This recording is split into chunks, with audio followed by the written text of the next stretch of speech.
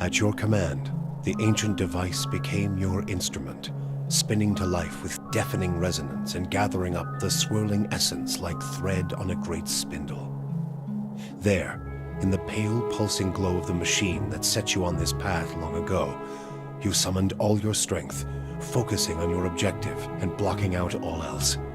With a single concussive blast that rocked the chamber and sent you tumbling to the ground, you freed the souls from their stasis.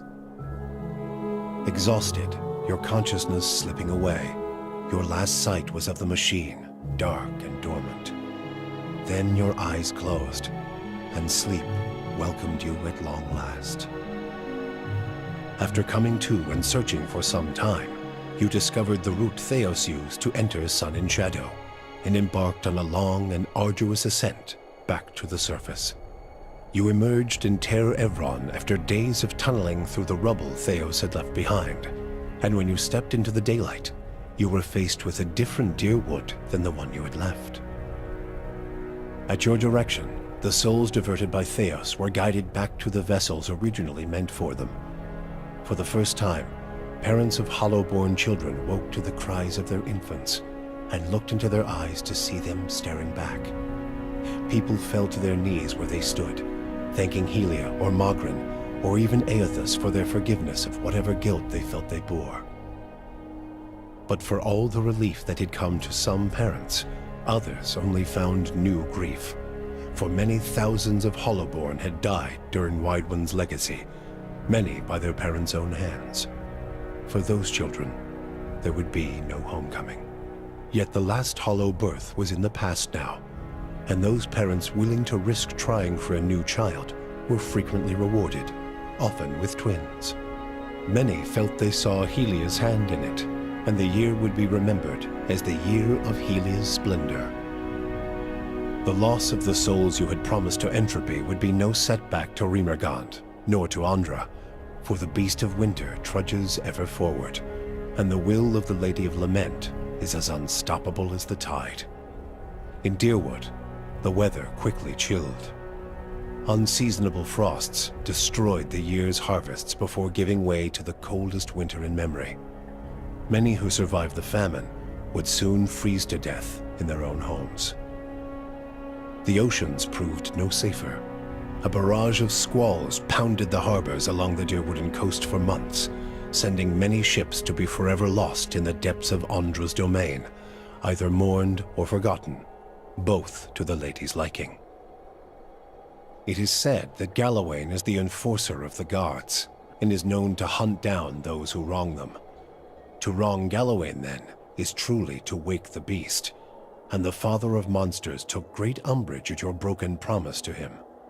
Along with Mogren and Abidan, Galawain embarked upon a more direct approach to claiming his quarry. In the months that followed, the frontier settlements of Dyrwood were inexplicably attacked by packs of beasts and monsters, suddenly organized and unafraid to approach Kith on their own land. Many such villages were all but destroyed by the time troops could be dispatched from local garrisons. Those that weren't destroyed by the beasts of Galawain often found themselves at the mercy of the fires of Mogren.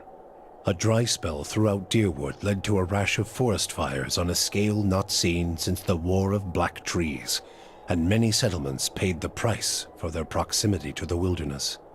In the cities, meanwhile, dabblers in animancy who had placed souls into golems and other moving vessels soon found that their creations had risen up against them. Such constructs terrorized their surroundings, killing indiscriminately and often in great numbers before being subdued. Followers of Bereth have a saying that life is a debt all must pay in death, and their god is known to always collect what is owed. In breaking your word to Bereth, a debt was created. Souls were owed to the cycle, and the agents of the god of inevitability would not be refused. An epidemic of unexplained deaths struck Dyrwood in the days that followed the legacy. Most often, the dead would be travelers on the road, known to be a favorite target of Bereth's Pallid Knight, who exacts impossible tolls from those who have journeyed for too long. The elderly, too, seem to pass on in alarming numbers, but just as often, the deaths appeared to strike randomly, and for no reason at all. Those who sensed the involvement of the twinned god dubbed the calamity Bareth's Price, supposing it a payment for the end of Wydwyn's legacy. Lord Radric's zeal had brought him back to life once, but it would not do so again. Radric's destruction at your hands spelled the end of his suffocating rule over Gilded Vale and the surrounding area. In his absence, the village prospered, becoming a popular destination for new settlers anxious to leave Defiance Bay after the riots. Without a nearby ruler, it also grew more wild, with many settlers moving on as soon as they'd arrived, turned off by lawlessness that was excessive even by Deerwooden standards. Nevertheless, despite the challenges of living there, Gilded Vale had survived and would continue to survive for the foreseeable future. Following the assassinations of Duke Avar Wolfgren and Lady Webb, Defiance Bay was thrown into political upheaval. In the ensuing weeks, the streets had become the domain of looters and blackguards. Few dared to step outside their own doors alone or unarmed. But once the dozens had regrouped in the wake of the riots, they quickly put an end to the criminal activity. They patrolled the streets in droves and administered their brand of law on any perceived offenders. This was not the erratic justice of the mob, however. The dozens had taken to heart the strengths of their adversaries, the Knights of the Crucible, and emerged as a far more organized, disciplined force. With the waning strength of the other Defiance Bay powers, the leadership of the dozens took the opportunity to establish its own group as the dominant peacekeeping force in the city. The dozens would soon find themselves overwhelmed by the problems of a leaderless metropolis. But they found an uneasy new partner in the surviving forces of the Crucible Knights, who understood the city's infrastructure and were able to keep the worst of its problems under control. Though the machine atop Ter Noaneth had been disabled, it had not seen its last use. Heritage Hill was rebuilt, and no sooner had the first families moved in to resettle the district than members of the Leaden Key, acting under standing orders from their Grand Master, climbed the tower and reactivated the machine. The initiates slew a handful of the new settlers under cover of night and watched as history repeated itself, the victims reanimating and devouring the survivors. After this second incident, the district would remain abandoned. The Duke's assassination at the apparent hands of an Animancer had caused catastrophic rioting in the streets of Defiance Bay. But those who had escaped the melee in the palace hearings remembered the testimonies of the strange guest who had shown up that day and absolved Animancy, implicating the Leaden Key instead. The rumor spread quickly, and soon the popular belief was that the assassin had been a Leaden Key spy. When the legacy had lifted, people came to see it not as a sign that the riots had been according to the god's wishes, as Theos had hoped, but as a confirmation that Animancy had never been the source of the problem in the first place. Deerwoodens instead convinced themselves that the riots had somehow purged Defiance Bay of Leaden Key spies, and that the end of Wydwyn's legacy was their well-deserved reward. The rage against Animancers was quickly forgotten, and those who had survived were permitted to return to Brackenberry Sanitarium and rebuild it so they might resume their studies. The town of Deerford had seen the last of the Cult of Scan. Dark rumors about the town's many curses quickly faded, and travelers soon returned. The fortress of Cadnua emerged as a bastion of security in the midst of an untamed land, becoming the envy of every thane and earl in Deerwood.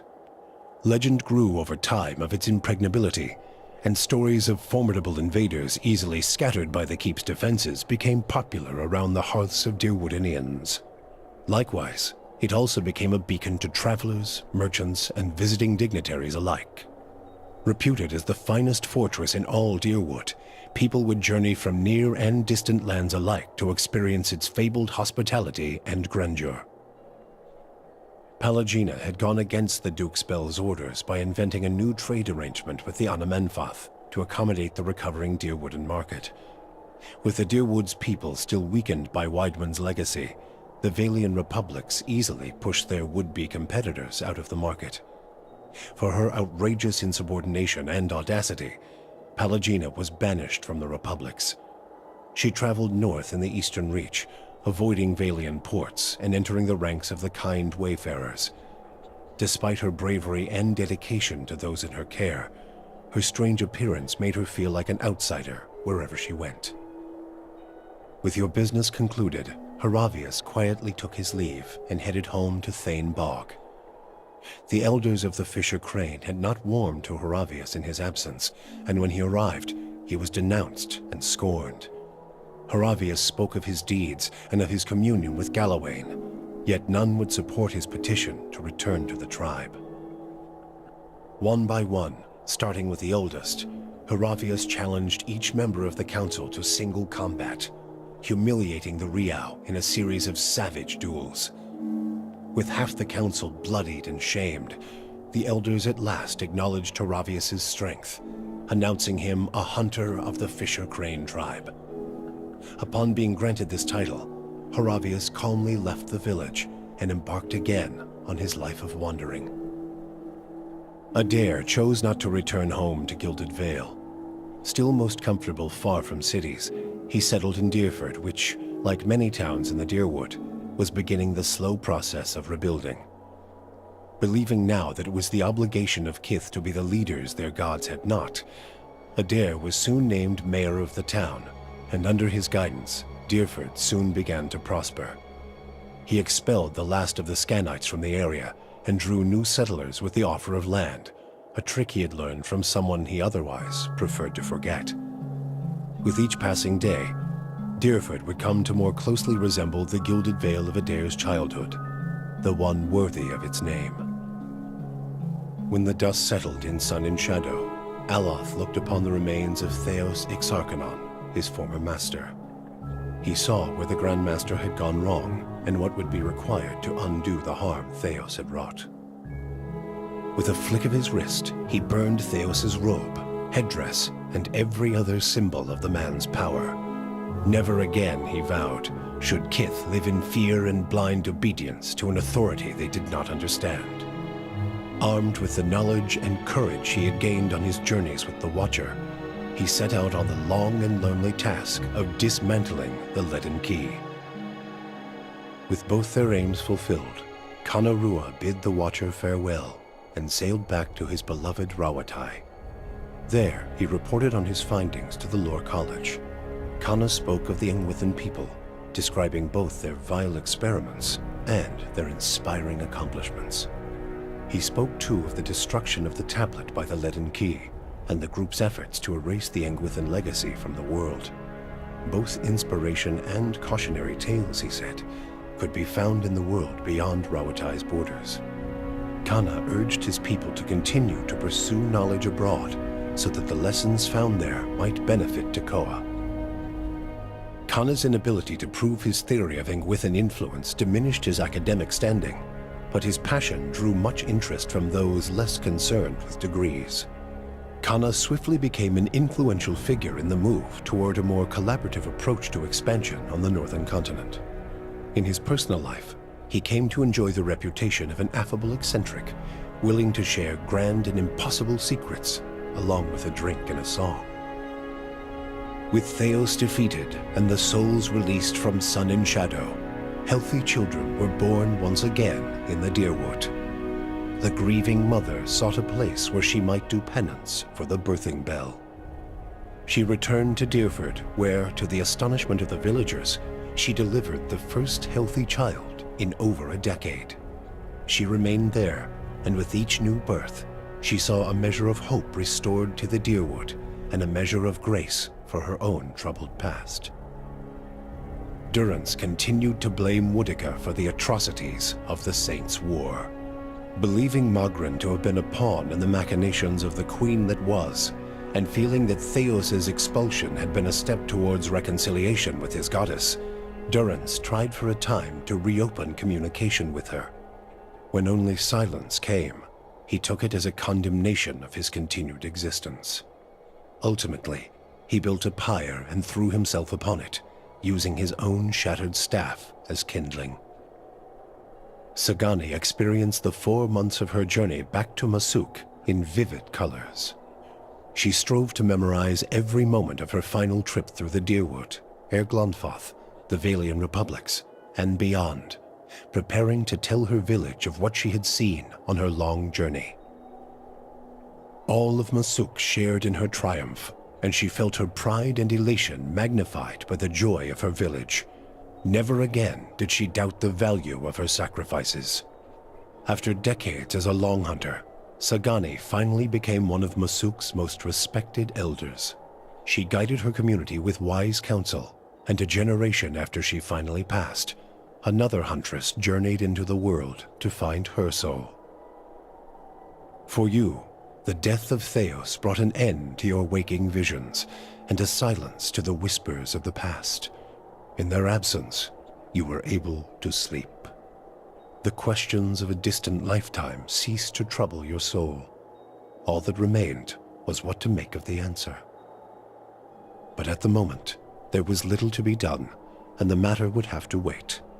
A long journey loomed ahead.